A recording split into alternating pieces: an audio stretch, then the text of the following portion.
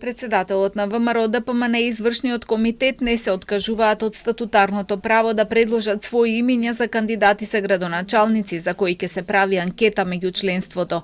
Тие имиња се надвор од списокот подготвен со предлози од општинските комитети во пресрет на локалните избори. Се уште не сме почнале со реализирање на анкетите. До сега траеше внатрешно партиската процедура и внатрешно коалицијската процедура за номинирање на личности. Јас како председател на партијата, извршниот комитет го задржуваат правото да надвор од тој список кој што е доставен од општинските комитети предложиме имиња кои што мислиме дека треба да бидат дел од овој процес на анкетирање.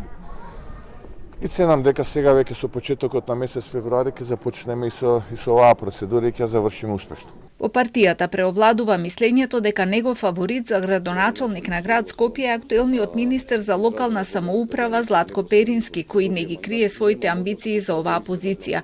Прек синоќа во телевизиско интервју рече дека ја посакува затоа што има многу визии за главниот град и лично верува дека предлогот кој ќе го даде Мицкоски до извршните тела ќе биде идниот градоначалник на Скопје.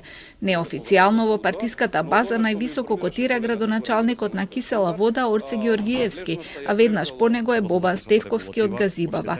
Дел од меѓукоалиционите договори пак синоќа откри вице-премиерот Изет Меджити, кој исто така во интервју рече дека ВМРО ДПМН и Вреди имаат план за заеднички настап на локалните избори. Советничките листи ќе им бидат засебни, а планираат да си дадат меѓусебна поддршка за кандидатите за градоначалници во првиот или во вториот изборен круг во зависност од договорот што ќе го постигнат.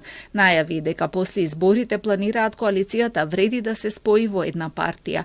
Од Знам пак тврда дека досега немале никакви разговори за меѓусебна поддршка со коалиционите партнери. Тврда дека се сконцентрирање на формирање на нови општински организации во пресрет на изборите, пошто ќе следи процедура за потенцијалните кандидати. Не откриваат ниту дали Максим Димитриевски повторно ќе се кандидира за градоначалник или има амбиции за повисока функција.